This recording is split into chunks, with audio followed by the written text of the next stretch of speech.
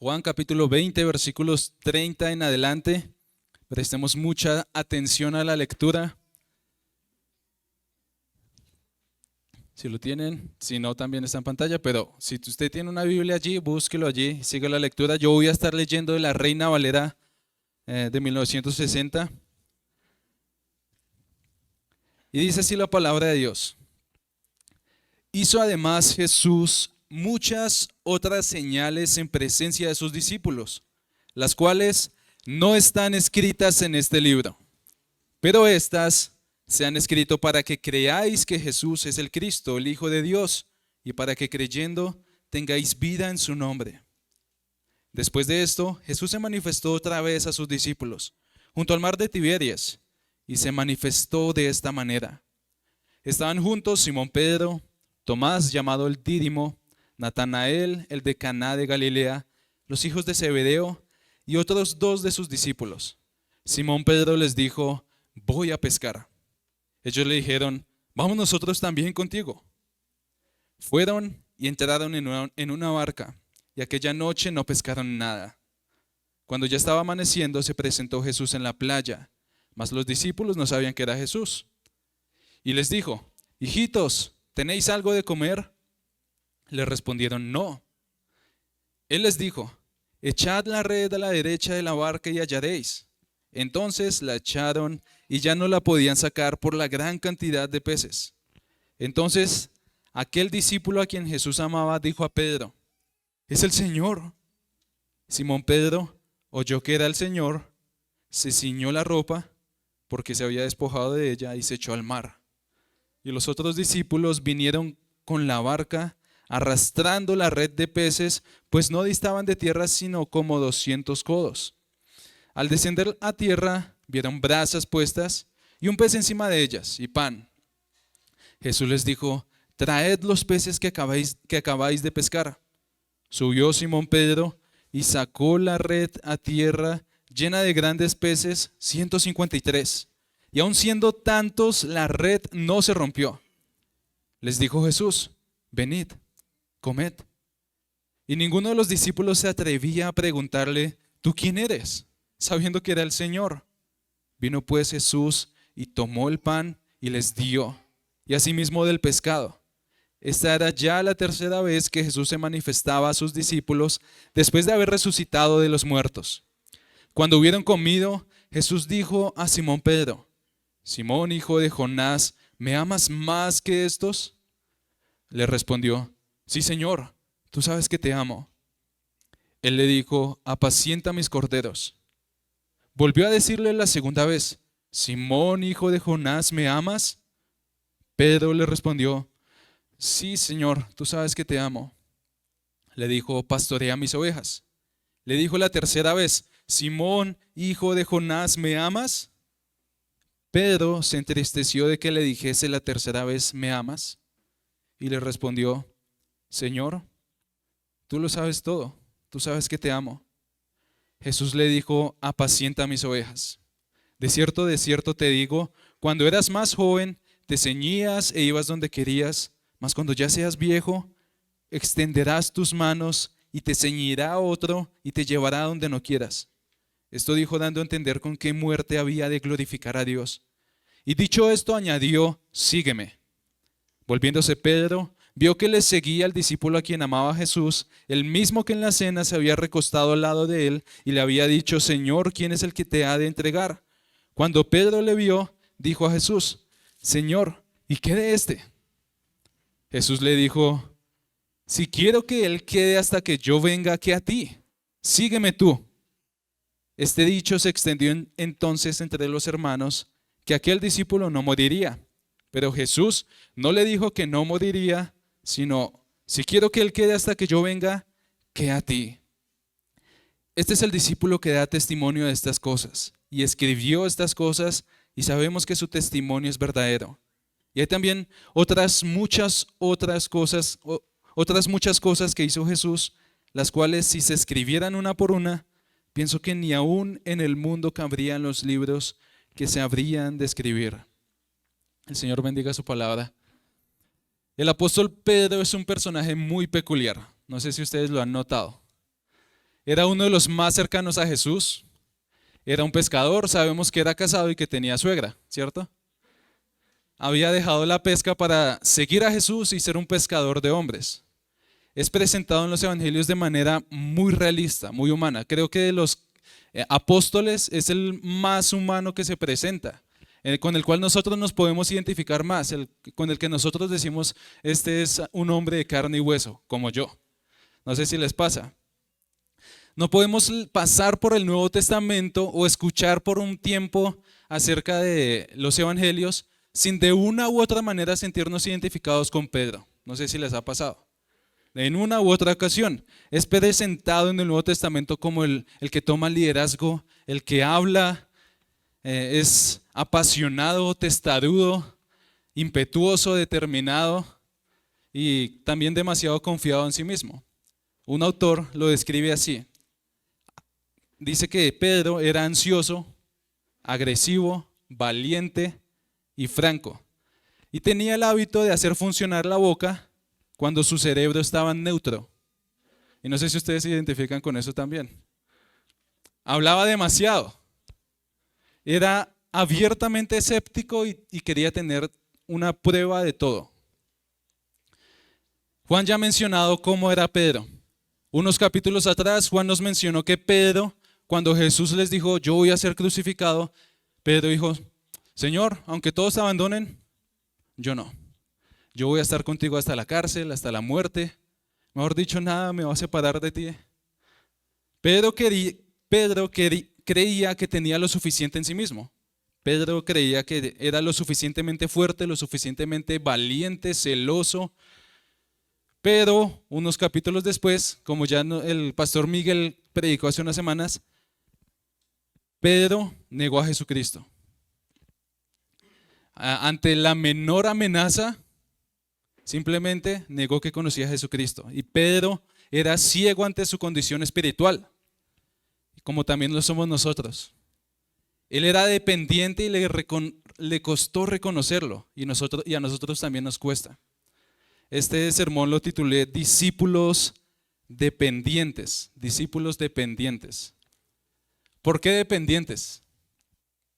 En un artículo que leía en internet decía lo siguiente: una persona es dependiente o se encuentra en situación de dependencia cuando tiene una carencia o pérdida de autonomía intelectual, física o sensorial causada por diversos motivos como la edad, la enfermedad o por la propia discapacidad que padece, y necesita de ayuda para la realización de acciones básicas del día a día. Es decir, son aquellas personas que no gozan de completa autonomía y necesitan apoyo. Así, una persona que se halla en esta situación es porque tiene alguna limitación física, alguna limitación intelectual o psíquica que disminuye su capacidad de hacer ciertas cosas. Una persona así necesita asistencia, cuidados por otra persona para realizar actividades básicas. Y quizás algunos aquí conocen más o menos lo que es tener cerca a una persona con alguna dependencia. Y hoy veremos que Juan, en este relato, nos enseña que Jesús le está enseñando a Pedro y a los discípulos, y por lo tanto a nosotros, que somos discípulos dependientes. Nosotros no podemos hacer nada por nosotros mismos. Si tú te sientes incómodo con esta palabra, como así que yo soy dependiente, yo no tengo ninguna limitación, es porque necesitas el mensaje de hoy. Pedro era dependiente y no lo sabía hasta que Jesús se lo reveló. Los discípulos eran dependientes y tú y yo somos dependientes. Ese es el mensaje más o menos al que quiero llevarlos hoy. Y nosotros vemos que Juan lo presenta de esta manera. Jesús asegura todo lo que necesitamos para que nosotros vivamos como verdaderos discípulos. Ese es el mensaje, hermanos. Jesús asegura todo lo que nosotros necesitamos para que vivamos como verdaderos discípulos. Eso es lo que nos está mostrando Juan en este pasaje. Y ya que somos dependientes de Jesús, necesitamos esto. Necesitamos que Jesús sea quien nos ayude, quien nos asista, que nos dé todo lo que necesitamos para vivir como verdaderos discípulos. Y quiero argumentar este mensaje, hermanos, por medio de 3 verdades que veo en el pasaje. Quiero que ustedes vean conmigo en el pasaje. La primera es que Jesús provee para nuestras necesidades presentes. También que Jesús lidia con nuestros pecados pasados y Jesús nos afirma ante nuestro futuro incierto. Y miren cómo está organizado en pasado, presente, futuro. Tenemos necesidades presentes, tenemos pecados pasados y tenemos un futuro incierto. Y Jesús nos asegura todo lo que necesitamos para nuestro pasado, presente y futuro. Así que en primer lugar, ¿cómo es que Jesús asegura todo lo que necesitamos para vivir como sus discípulos verdaderamente? En primer lugar, Jesús provee para nuestras necesidades presentes. Si ustedes ven allá el texto, capítulo 20, versículo 30 en adelante, vemos que Juan comienza mostrando el propósito de su evangelio. Es por esta razón que escribió todo su evangelio. Él ha presentado muchas señales que Jesús ha hecho. ¿Cuántos se acuerdan? Resucitó a Lázaro y luego dice: yo soy la resurrección y la vida. Multiplicó panes y peces y luego dijo: yo soy el pan de vida. Son señales que él presenta. Y aquí al final del evangelio, Juan nos dice, versículo 30 del capítulo 20, hizo además Jesús muchas otras señales en presencia de sus discípulos, las cuales no están escritas en este libro. Pero estas se han escrito para que creáis que Jesús es el Cristo, el Hijo de Dios, y para que creyendo tengáis vida en su nombre. Juan nos dice que Jesús hizo muchísimas otras señales que él decidió no registrar, y se hubiera demorado mucho. De hecho, los últimos dos versículos del Evangelio nos reiteran esto. Algunos aquí han escuchado esa expresión. Lo que tenemos aquí es más o menos Juan presentando un sándwich. Empieza el texto con lo mismo y termina el texto diciendo lo mismo. Y en el centro está toda la carne. Y al final del capítulo vemos lo mismo. Capítulo 21, versículos 24 o 25, Juan reitera lo mismo, prácticamente lo mismo que está diciendo en el versículo 30. Este es el discípulo que da testimonio de estas cosas y escribió estas cosas y sabemos que su testimonio es verdadero. Y hay también, versículo 25 del capítulo 21, hay también muchas otras cosas que hizo Jesús, las cuales si se escribieran una por una, pienso que ni aún en el mundo cabrían los libros que se habrían de escribir. Y ahí termina el evangelio. No sé si se dan cuenta de la relación del principio y el final. Es Juan diciendo: Jesús hizo muchísimas más cosas, pero estas yo las registro para que ustedes crean que Jesús es el Cristo. Yo soy testigo de eso, yo lo vi, yo soy testigo de esa realidad y quiero que ustedes crean también. Y en el centro está toda la narrativa, toda la historia que ya leímos. Yo creo que Juan nos está ilustrando cómo luce una persona que cree en Jesucristo. ¿Cómo se ve la vida de un discípulo de Jesucristo? ¿Cómo se ve la vida de una persona que realmente cree que Jesús es el Mesías, el Cristo, el Hijo de Dios? Y vemos entonces que Jesús está aquí asegurando la vida de los discípulos. De esos que creen en Jesús, de esos que creen que Él es el Mesías, de esos que creen que Él es el Cristo, que han visto esas señales y han creído. Y entonces vemos que Jesús asegura todo lo que necesitamos para que vivamos como verdaderos discípulos, primero proveyendo para nuestras necesidades presentes. Después de decir esto lo escribí con este propósito, Juan dice en el capítulo 21 en adelante, nos presenta una cena y quiero retratarles la cena porque algo que sucede normalmente es que nosotros leemos pero no nos metemos en la película de lo que está sucediendo. En el versículo 1 al 14 vemos que Jesús se vuelve a aparecer a sus discípulos. Ya resucitó, es Jesús resucitado, vuelve a aparecérsele a sus discípulos y especialmente a Pedro. Noten la iniciativa de Jesús. Aquí vemos Jesús comprometido, empecinado en aparecerse a sus discípulos. Versículo 1 del capítulo 21. Dice Juan: después de esto Jesús se manifestó otra vez a sus discípulos junto al mar de Tiberias y se manifestó de esta manera. Es decir, Jesús va y busca a sus discípulos. Jesús resucita y va y busca a sus discípulos. Él es el buen pastor que va y busca a sus ovejas. Ya se apareció a María, ya se apareció a los discípulos en el capítulo 20, lo vimos hace unas semanas. Se apareció a Tomás, el que era incrédulo, ¿se acuerdan? Cuando va y busca a Tomás y le dice: mete aquí tu mano, toca aquí. Y ahora hay 7 de ellos, 7 discípulos que están allá pescando. Y los 7 incluyen a Juan con su hermano Santiago, seguramente los hijos de Zebedeo, a Tomás, El que hace una escena atrás estaba dudoso y el que se encontró con Jesús resucitado está allí también. Está Natanael, están otros dos discípulos y por supuesto Pedro. 7 en total. Y ellos están ahí porque Pedro dijo de un momento a otro, yo quiero ir a pescar.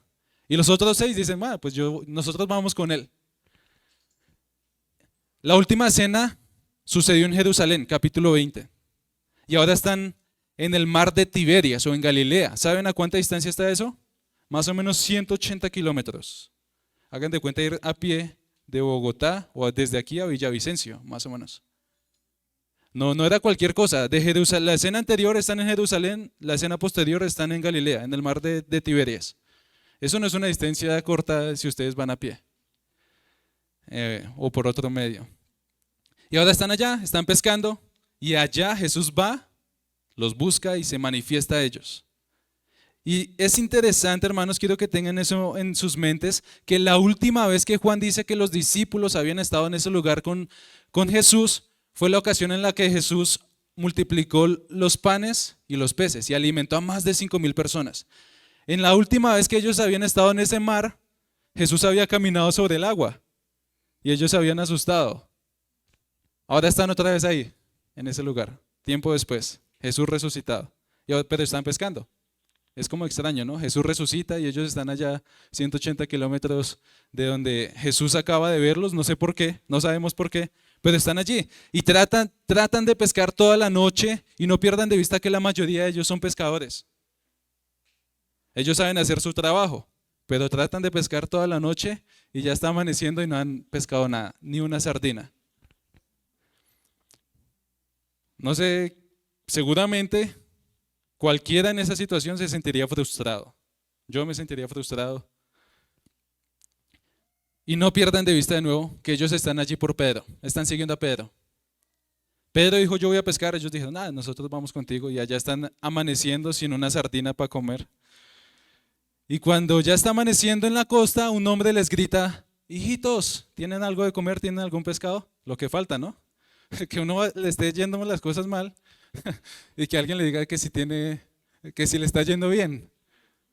Y ellos le responden seguramente un cortante, no. Y este hombre, que no saben ellos que es Jesús hasta el momento, les dice que tiren la red al lado derecho de la barca. Y no sé por qué lo hacen.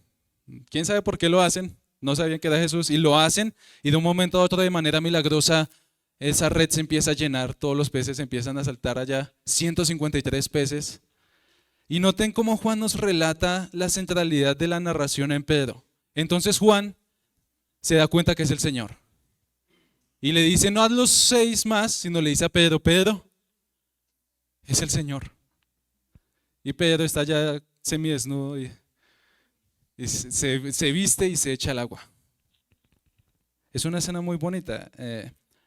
Pedro se echa al agua, era un buen nadador y estaban más o menos a 90 metros de la costa. No sé ustedes, pero un buen nadador, un pescador, seguramente se gastaría más o menos 2 minutos, por mucho, en llegar a la costa. Mientras los demás llevan la barca a la costa con los peces. Y el texto no nos dice quién llegó primero y es muy desconcertante. No sé qué se demora más. Un pescador solo nadando 90 metros, aquí hay varios que nadan bien, o una barca con 6 personas y 153 peces. Seguramente llegó primero Pedro, pero el texto no nos dice que Pedro haya interactuado primero con Jesús, no sabemos por qué. Pero ellos llegan a la orilla, Jesús les dice vengan, traigan los peces, pero mientras ellos llegan ven que Jesús ya tiene pan y ya está asándoles un pescado, quién sabe qué pescado, el que más les guste, el de su preferencia. Y les dice vengan, coman. Y ellos están súper temerosos. Sobre todo Pedro, imagínense en la escena de Pedro, ya lo vamos a ver.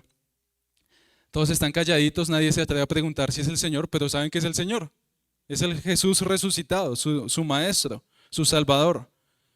Y Jesús les dice, vengan, comen pan, comen pescado. Y Juan dice que esa fue la tercera vez que Jesús se manifestó, punto. Esa es la primera escena. ¿Por qué Juan registra esto aquí? La lección es clara, ¿no? La lección para ustedes, hermanos, es Dios promete darnos una pesca milagrosa. ¿Será? ¿Será ese el mensaje? O cuando la noche esté oscura, espera al amanecer porque el milagro llegará en la mañana. Seguramente muchos lo predicarán así, ¿no? Pero creo que hay una lección más profunda allí. Noten que el énfasis de Juan no está en el milagro. El milagro es una señal más y una señal no es la cosa misma.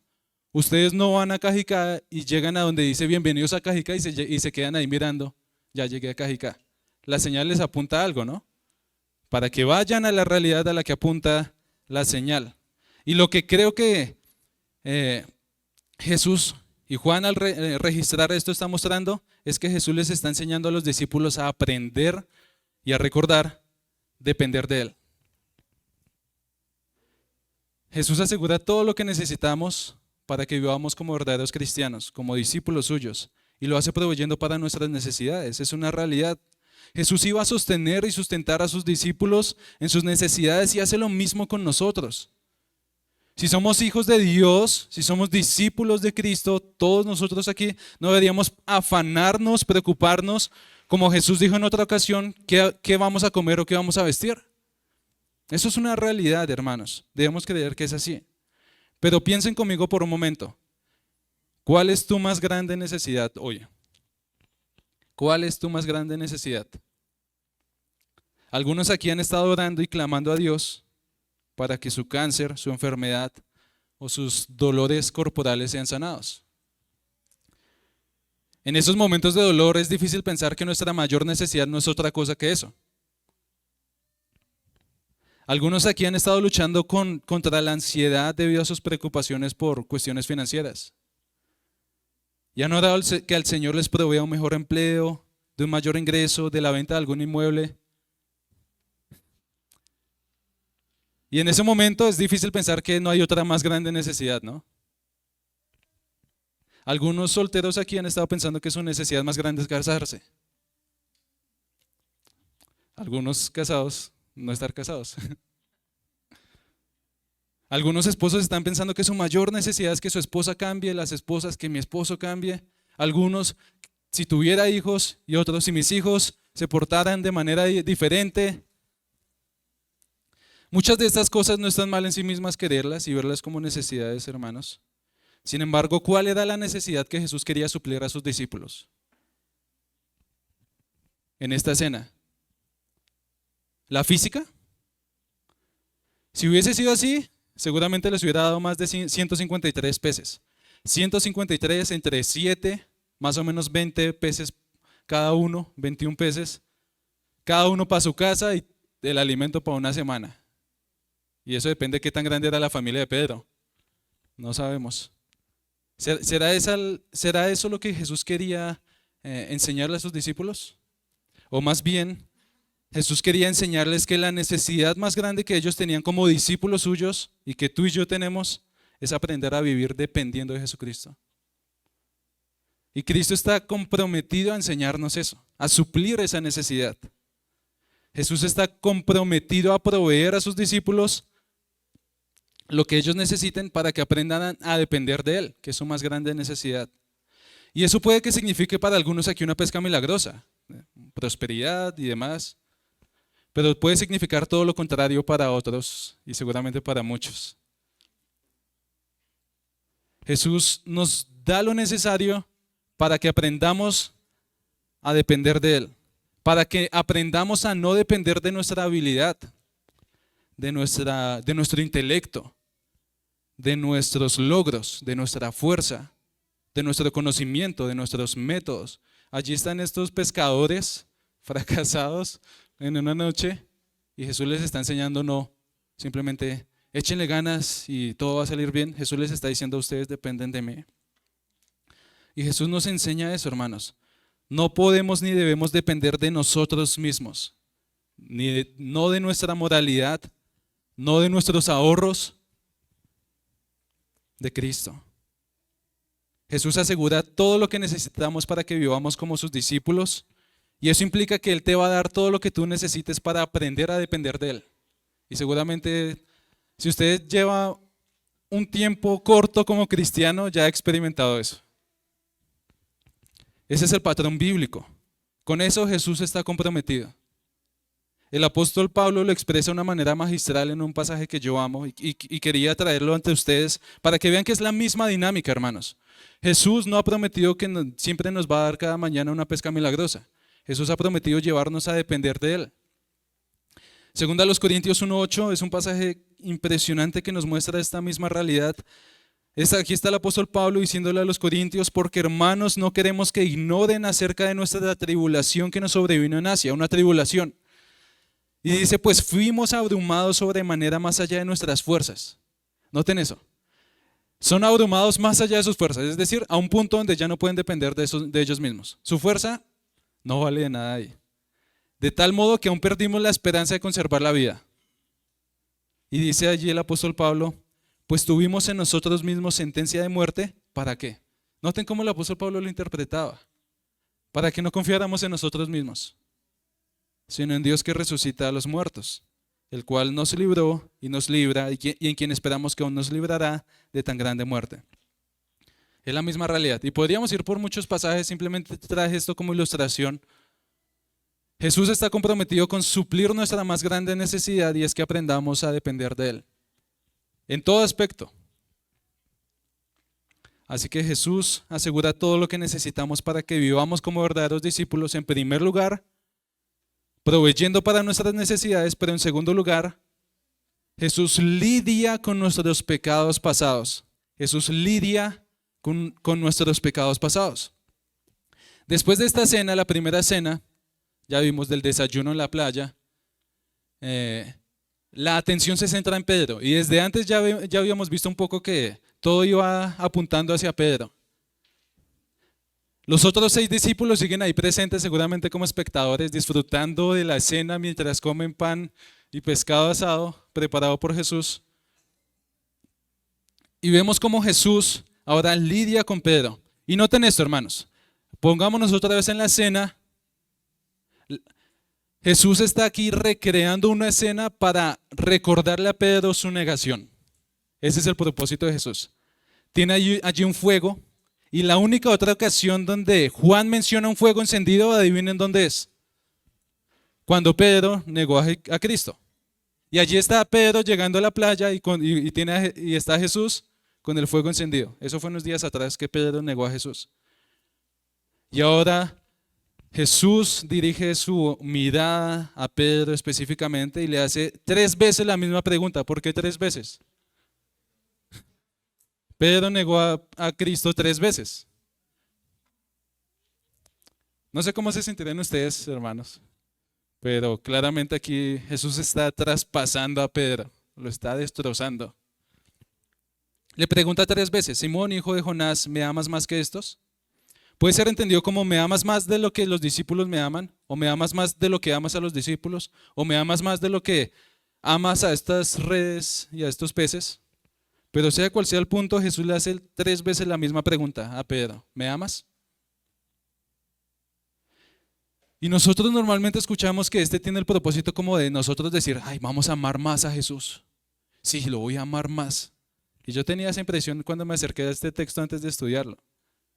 Creo que Jesús no le está diciendo: Pedro, ámame más, tú puedes. Sino le está mostrando: Pedro, tu amor es imperfecto. Y noten cómo Pedro en la tercera pregunta, la tercera vez que Jesús le pregunta: ¿me amas?, Juan nos dice que se entristeció de que le preguntara por tercera vez. Y Pedro simplemente ahí sí humildemente reconoce, apela a la omnisciencia de Jesucristo y le dice: Señor, tú lo sabes todo, tú sabes que te amo. Ya es diferente a la primera vez que responde, ¿no? Y como preguntó nuestro pastor Miguel hace unas semanas, cuando predicó sobre la negación de Pedro, hay una pregunta muy importante para nosotros. ¿Cómo lidias con una traición cuando el traidor eres tú?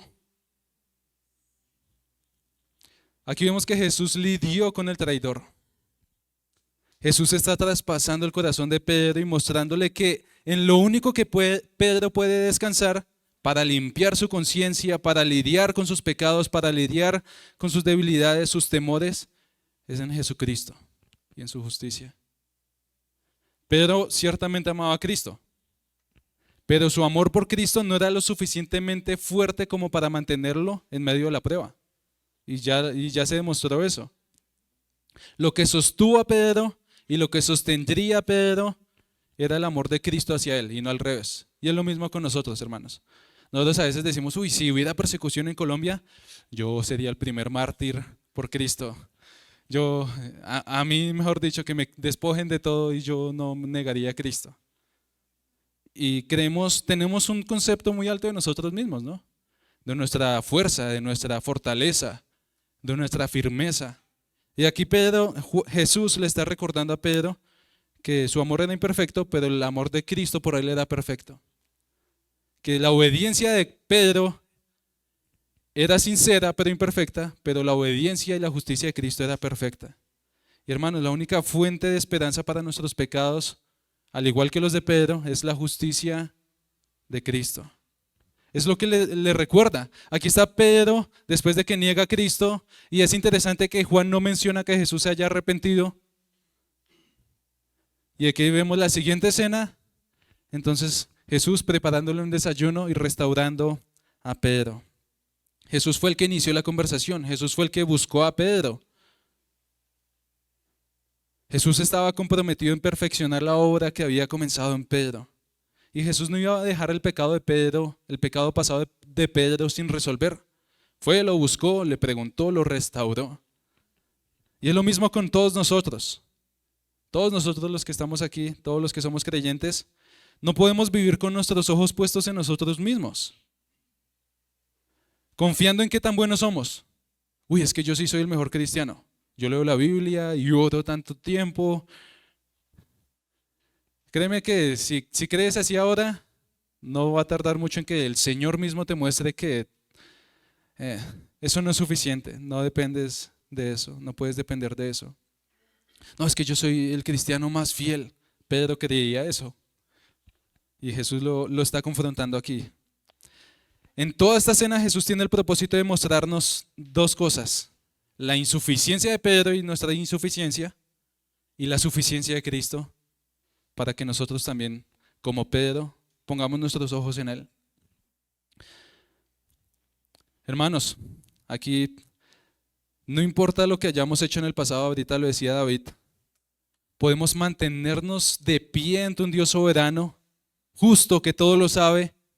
Podemos mantenernos en pie con confianza solamente porque Jesucristo ha pagado el precio, porque Jesucristo ha resucitado, porque Jesucristo lidia con nuestros pecados, no por nada más. No, es por eso que nosotros no debemos pagar. Tú y yo no debemos pagar por nuestro pecado, no debemos hacer penitencia, no debemos vivir paralizados por la culpa. No tenemos que ganarnos el aprecio de Cristo. Y gloria a Dios de que sea así. Él nos ama de la misma manera en nuestros peores días y en nuestros mejores días, entre comillas. Él amó a Pedro cuando estaba negándolo y lo amó al restaurarlo. Y es lo mismo para nosotros. Un pastor decía, y es el mensaje aquí en este segundo punto: la pancarta que cuelga sobre el camino que Jesús nos llama a recorrer no dice moralidad. Y yo siempre que tengo la oportunidad trato de recordar esto. El cristianismo no se trata de ser moralmente buenos, aunque resulta en eso. La pancarta que cuelga sobre el camino que Jesús nos llama a recorrer no dice moralidad. ¿Saben qué dice? Misericordia. Su misericordia es nuestro consuelo. Cuando fallamos y fallaremos, su misericordia nos restaurará. Recuerda lo que dijo el viejo predicador puritano, un predicador puritano de apellido Sipes: hay más misericordia en Cristo que pecado en nosotros. Hay más misericordia en Cristo que pecado en nosotros. Y cada día necesitamos ese recordatorio. Nosotros somos ignorantes, Él es sabio. Nosotros somos débiles, Él es fuerte. Nosotros somos pecadores, culpables, Él es lleno de gracia y misericordia. Y Jesús asegura todo lo que necesitamos para que vivamos como verdaderos discípulos, proveyendo nuestras necesidades presentes, lidiando con nuestro pecado pasado. Y en último lugar, Jesús nos asegura ante nuestro futuro incierto. Tú y yo no sabemos qué va a pasar mañana, mucho menos en una semana, mucho menos en un año o en 10. Pero en medio de esa incertidumbre del futuro, que hay cosas que nosotros empezamos a pensar muchas veces que nos podrían angustiar y preocupar, hay dos cosas seguras. Y la primera que vemos en el texto es que Jesús nos comisiona a amarlo a Él, al amar a su iglesia, al amar a su pueblo. Mientras Jesús lidia con el pecado de Pedro y le pregunta 3 veces, ¿me amas? ¿Me amas? Y Pedro se entristece, hay 3 respuestas que es la misma que Jesús le hace a Pedro. Una comisión, una misión. En medio de un futuro incierto, Jesús le da una misión segura a Pedro, y es que él debe amar al pueblo de Cristo. Le dice 3 veces, alimenta, apacienta mis corderos, pastorea mis ovejas, apacienta mis ovejas. Son términos intercambiables. El punto es que Pedro debe amar a las ovejas de Cristo, alimentarlas, cuidarlas, pastorearlas, guiarlas, apoyarlas, ayudarlas. Y esto es muy interesante. El amor hacia Cristo se manifestará por medio del amor a sus ovejas. Eso es lo que le está diciendo Jesús a Pedro. Y hoy en día existe la idea muy común de que nosotros solamente debemos estar bien con Cristo y no importa cómo esté yo bien con su pueblo, si yo estoy bien con su pueblo o no. No importan las ovejas, no importa la iglesia, lo que importa es Cristo y yo, que nadie se meta en medio. Pero noten cómo Jesús le dice, ¿me amas? Y Pedro, Señor, sí, tú sabes que te amo. Bueno, apacienta mis corderos, apacienta a mis ovejas, pastorea a mi pueblo. Y claramente hay pastores dedicados a eso, personas, hombres que Dios capacita y llama para esa labor específica, pero también hay una implicación para todos los creyentes. Y es que no podemos decir que amamos a Jesús si no nos interesa sus ovejas. No podemos decir que amamos a Jesús si no amamos a su iglesia, a su esposa. No podemos decir que amamos a Jesús o estamos interesados por Jesús si no nos interesamos por el cuerpo de Jesús. Iglesia, amar a Cristo sin amar a sus ovejas es una contradicción. Y aquí Jesús le está haciendo ese llamado a Pedro y por lo tanto también a nosotros. ¿Me amas? Y podría ser la misma pregunta para nosotros. ¿Amamos a Cristo? Bueno, pues podríamos apelar como Pedro con humildad, Señor, tú lo sabes. La respuesta de Jesús es una misión. Pastorea a mis ovejas. Es decir, debemos estar centrados de una manera especial en el pueblo de Cristo, en su iglesia, en sus ovejas. Y eso quiere decir que nosotros como cristianos debemos velar unos por otros. Debemos perdonarnos unos a otros, debemos soportarnos unos a otros. Miren a su alrededor, esa persona que está al lado suyo que profesa ser cristiana, en Cristo es su hermano, es otra oveja suya, es otra oveja de Cristo. Y Jesús nos llama a soportarnos, a amarnos, a ayudarnos, a exhortarnos. Esto va para todos aquí los que profesen ser creyentes, pero miembros de Familia Fiel. Nosotros hemos hecho un compromiso formal, un pacto de amarnos, de servirnos, de apoyarnos, de exhortarnos unos a otros en obediencia a esto. ¿Cómo estamos cuidando espiritualmente unos de otros? ¿De qué manera esta semana tu amor por Jesús se vio manifestado en tu amor por la iglesia de Jesús? Por las ovejas de Jesús. ¿De qué manera esta semana tu amor por Jesús puede demostrarse al mostrar tu amor por su iglesia, por su pueblo? Es muy interesante que al comisionar a Pedro, al restaurarlo, Jesús le está dando una misión, sin saber que venga el futuro. Jesús quiere que nosotros vivamos en amor a Él y a su pueblo. Nosotros no sabemos qué va a pasar mañana o en una semana, pero sí sabemos algo seguro, y es que Jesús quiere que nosotros lo amemos a Él al amar a su pueblo. Y también Jesús asegura todo lo que necesitamos para que vivamos como verdaderos discípulos, asegurando nuestro futuro, también llamándonos a seguirlo a todo costo. Y ahí noten los versículos 18 en adelante. Después de restaurar a Pedro, darle esa misión, Jesús le dice a Pedro lo siguiente, versículos 18 y 19. De cierto te digo, cuando eras más joven te ceñías e ibas donde querías, mas cuando ya seas viejo extenderás tus manos y te ceñirá otro y te llevará donde no quieras. Esto dijo dando a entender con qué muerte había de glorificar a Dios. Y dicho esto, añadió, sígueme. A diferencia de nosotros, Jesús sí le dijo a Pedro que iba a pasar en el futuro. Jesús le dijo, Pedro, va a llegar un día, no le dijo cuándo, eso fue puro destino final. Tú vas a morir, Pedro, vas a morir como mártir, vas a ser entregado a morir por mí, me vas a glorificar en tu muerte. Pero nosotros no tenemos eso mismo, nosotros no sabemos cómo vamos a morir ni cuándo. Pero en medio de todo esto, Pedro ahora sí sabía que Jesucristo le iba a dar todo lo necesario para entonces no negarlo. Ahora Jesucristo le iba a sostener. Se cree que Pedro murió crucificado. Algunos comentaristas dicen que esta expresión de extender sus manos se refería a crucifixión. Y se cree que Pedro murió crucificado. Pero lo más llamativo de todo esto, a lo que quiero que vean, es que después de decirle a Pedro, mira, en tu futuro te espera esto, vas a morir por mí, le dice, ahora sígueme. Ese es el llamado de Cristo. Y el llamado para nosotros también. Nosotros no sabemos qué va a pasar en una semana.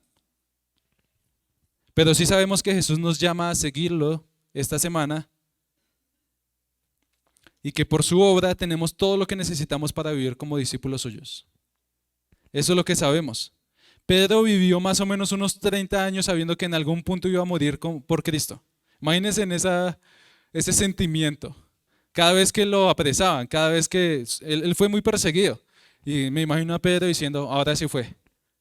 Y no fue. Pasa un año, 2 años, 5, 10, 20, mínimo unos 30. Pasó. Pero en medio de todo esto, Pedro sabía que tenía una misión segura. Amar a Cristo, al amar a su pueblo y seguir a Cristo, sin importar el costo. Nosotros debemos hacer lo mismo. Nosotros no sabemos nuestro futuro de manera tan específica como Pedro, pero sí sabemos que hoy en nuestro contexto, cualquiera sea el contexto de nosotros, en nuestra familia, en nuestros trabajos, en nuestra universidad, con nuestras amistades, con la iglesia local, ante las aflicciones que puedan venir y en lo que sea que pueda venir en el futuro, tenemos un propósito y una misión segura ante un futuro incierto. Y es seguir a Cristo, amarlo a Él, al amar a su pueblo. Y en los versículos 20 a 23 vemos el mismo mensaje de Cristo. Pedro, de nuevo, es un personaje muy peculiar. Hasta el final del Evangelio de Juan, entonces Pedro empieza a caminar con Jesús y Pedro ve que allá atrás, a unos metros, está el discípulo a quien Jesús amaba, que se supone que es Juan, el que escribió este Evangelio. Y Pedro le dice a Jesús, maestro, ¿y qué de ese? Ese Pedro, ¿qué de ese? Es decir, si yo voy a morir, ¿qué va a pasar con él? Es decir, yo quiero saber, tengo la sana curiosidad de saber qué va a pasar con mi hermano. No, no era así. El punto de Jesús es, ¿a ti qué? Tú sígueme. Si yo quiero que Él viva hasta que yo regrese, ¿a ti qué? Sígueme. Ese es el punto. Recordarle una vez más, enfatizando una vez más que lo que Pedro debía hacer sin importar lo que le pasara a él y sin importar lo que le pasara a Juan, era seguir a Cristo. Pedro no debía compararse con otros, no debía angustiarse por el futuro, él debía seguir a Cristo cada día sin importar cuál sería la suerte para otros discípulos. El punto es tú sígueme. Y a nosotros nos pasa de manera similar en nuestra vida cristiana. No sé cuántos de ustedes empiezan a pensar, es que si yo tuviera la vida que tiene Julanito, su estatus económico, su familia, ahí sí sería un mejor seguidor de Cristo. Nosotros no debemos hacer eso. La respuesta de Jesús sería, ¿y tú, a ti qué? Sígueme, tú sígueme. Y es lo mismo. La pregunta para nosotros es cómo podemos vivir fielmente como discípulos de Cristo en la posición que estamos, en la época en la que estamos, en las circunstancias, en las oportunidades que tenemos con los recursos que Dios nos ha dado. No con lo que nos gustaría tener, sino con lo que nosotros tenemos. Hermanos, Jesús asegura todo lo que nosotros necesitamos para vivir como sus discípulos. Lo hace en primer lugar con nuestras necesidades presentes, proveyendo. Lo hace en segundo lugar con nuestros pecados pasados, lidiando con ellos. Y en tercer lugar con nuestro futuro que es incierto, dándonos una seguridad, una misión, una comisión. Y es amarlo a Él, al amar a su iglesia y también llamándonos a seguirlo a todo costo. Hermanos, y los que nos visitan, Pedro era dependiente, pero no lo sabía. Tuvo que recorrer un camino un poco largo para llegar allí. Los discípulos eran dependientes y el Señor los llevó poco a poco a reconocer esa dependencia. Y tú y yo somos dependientes. La cosa es que nosotros generalmente vivimos ciegos a esa realidad. No es algo que solemos ver, pero que hoy nos recordemos que somos dependientes de Jesús, de su gracia, de su poder, de su fuerza, de su provisión, de su perdón, de su guía, de su obra en nosotros, de su amor, de su compasión. La pregunta final con la que quiero dejarlos es: ¿vas a vivir como un discípulo que depende en todo de Jesús?